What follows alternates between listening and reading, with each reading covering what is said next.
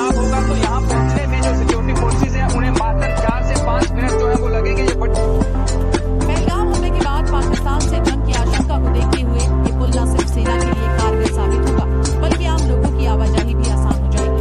चिनाब नदी पर बन रहा ये पुल सिर्फ एक ढांचा नहीं, बल्कि सुरक्षा रणनीति और भरोसे का प्रतीक बन रहा है और इससे जुड़ी हर ईंट से देश की सुरक्षा की दीवार और मजबूत हो रही है। जम्मू कश्मीर में आतंकियों पर एक्शन को लेकर फारूक अब्दुल्ला का विवादित बयान सामने आया। फारूक अब्दुल्ला ने आतंकियों के घरों को तोड़ने की कार्रवाई को गलत बताया।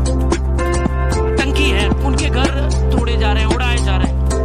ये ज्यादा करता हूँ आतंकी जो है तो उसके बाप का जाओ, मैं जाता हूँ घर से निकलता हूँ, आपको क्या बताऊँ क्या करना। आतंकी पैसे से मकान बने, तो उससे बने या उसके बाप का बने, ये तो पहले उसको मालूम करना चाहिए। उसको पकड़िए, मारिए, उसको फांसी चढ़ाइए, कोई नहीं आ गएगा। आज भी हम इंतजार कर रहे हो तो 4 या 5 जो थे पकड़े, हम देखना चाहते हैं फांसी ये पहलगाम।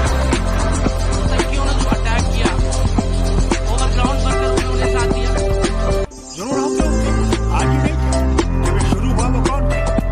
कौन गए थे पार जिनके ट्रेनिंग थी? कौन थे जिन्हें हमारे वर्करों को मारा, कश्मीरी पंडितों को यहाँ से निकाला? कौन थे?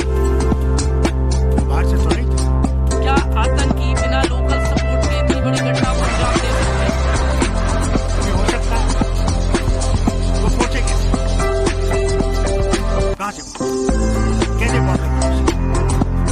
बॉर्डर पे तो हमारी भी गलती है, हमने फौज से कम कर दी, लेकर चला था चीन का मुकाबला कर अपना बॉर्डर खा लिया। आए फिर कैसे इतने मील 16 किलोमीटर कैसे आ रहे इस तरह यहाँ से पहुंचे होगा जरूर। कौन कहता है? अब सवाल और मेरा जाता है, पीओके ले लेना चाहिए। पीओके का बात है सर, प्लीज प्लीज बहुत चले। भारत की तरफ से हमले के डर से पाकिस्तान के हुक्मरानों की रातों की नींद उड़ी हुई है। एक तरफ बौखलाहट में पाकिस्तान लगातार ईंधन धमकी दे रहा है, चौधरी अंदर उल हक ने लोगों से 2 महीने का राशन जमा करने की अपील की। क्योंकि पहलगाम हमले के बाद पाकिस्तान खौफ में जी रहा है। भारत के साथ चल रहे तनाव के बीच पाकिस्तान की आवाम में खौफ का माहौल है, या यूं कहें कि आवाम को लेकर सरकार के होश उड़े हुए हैं। पाकिस्तान के डर का अंदाजा आप इसी बात से लगा सकते हैं कि सरकार बेहद सतर्क हो गई है। एक के बाद एक कई फैसले लिए गए हैं। पीओके के पीएम चौधरी अनवर उल हक ने सीमा से सटे इलाकों में रहने वाले लोगों से अपील की है।